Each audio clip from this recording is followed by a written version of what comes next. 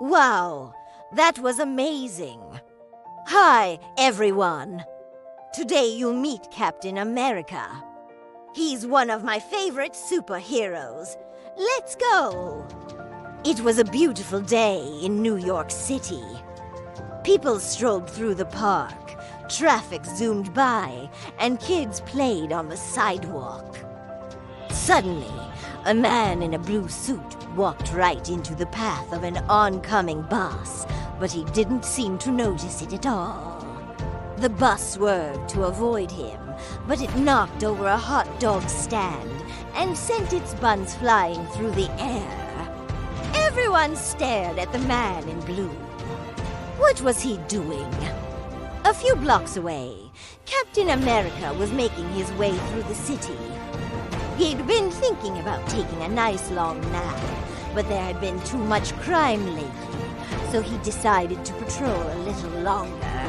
As he neared the park, he saw something strange. All around him, people were frozen in place, caught in the middle of their daily activities. Was this some kind of new villain? Cap was determined to find out. He followed the frozen people to the edge of the park, where he found a man in a blue suit slumped against a tree. The man seemed frozen, too, but when Cap got closer, he noticed something. His eyes were closed, but he was breathing. Cap gently shook the man to wake him up. Hey, buddy, everything's okay. You're safe now. The man opened his eyes and gasped. Oh, my clock, the formula. He looked around wildly. I have to get back to my lab. The time stream is destabilizing. Everything's going wrong. And with that, he ran off. Cap wasn't sure what was happening, but he was sure it wasn't normal. So he chased after the man. Wait a minute. Tell me what's going on around here. The man in blue kept running until he reached an old abandoned building. There he unlocked a door and disappeared inside. Cap followed him and found himself in a large room filled with clocks and gears. In the middle of the room was a large golden clock, and that's when Cap realized what was going on. This was the villain's secret lair. The formula the man had mentioned must be some kind of time travel formula, and he was the only one who knew it. Cap was pretty sure he hadn't seen this guy before, but he could definitely see how all those clocks had driven him crazy. Time travel can do that to a person. Cap had traveled back in time many times before. It wasn't easy. The man in blue turned around. He introduced himself as Kronos, Master of Time. You want to know what's happening? I'll show you. With a wave of his hand, he froze Cap in place. The future belongs to me. I'm gonna rewrite it with or without you. Kronos threw back his head and laughed. Just then, a TV in the corner of the room turned on. It was a news report from the future. Kronos had apparently rewritten history so that he was famous and important. Cap tried to free himself, but Kronos had trapped him in an endless loop. No matter how hard Cap tried, he just couldn't break free. Then suddenly, Kronos waved his hand again, and poof, he was gone. Cap found himself back where he had originally encountered the man in blue.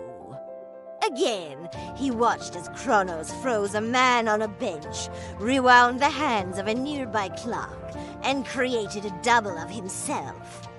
Things were getting crazier and crazier.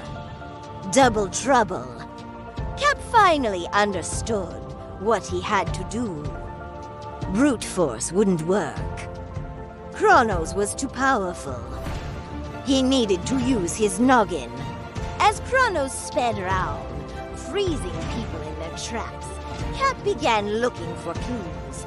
Each time Kronos used his powers, he left behind tiny traces of his magic. A snowflake here, a backward footstep there. It was hard to tell if Cap was actually finding clues or just losing his mind. But slowly, very, very slowly, he started to predict Kronos' moves. At first, Cap just dodged Kronos' attacks, but soon he was ready to strike back. When Kronos got too close, Cap threw his shield, but Kronos was able to rewind time and undo the damage. Not this time. When Kronos moved to attack again, Cap was ready for him. Nice try, buddy, but it's my turn now. Just as Kronos was about to attack, Cap threw his shield. This time it hit its mark. The clock on Kronos' chest.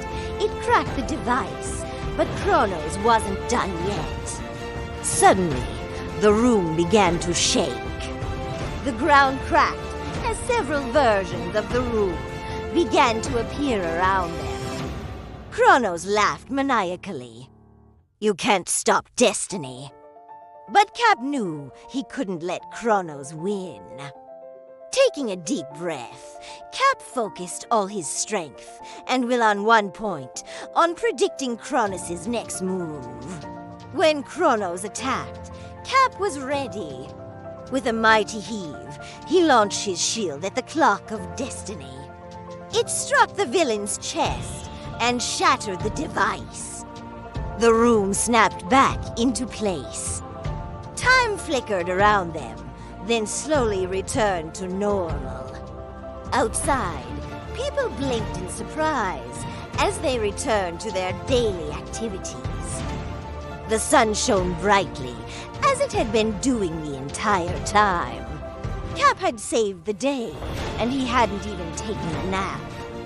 New York was safe once again. We don't control time, but we control what we do with it. Every moment matters. Thanks for watching. If you love this Captain America adventure, subscribe for more superhero stories. Tell us, if you had a power over time, would you pause it, rewind it, or skip ahead? See you next time.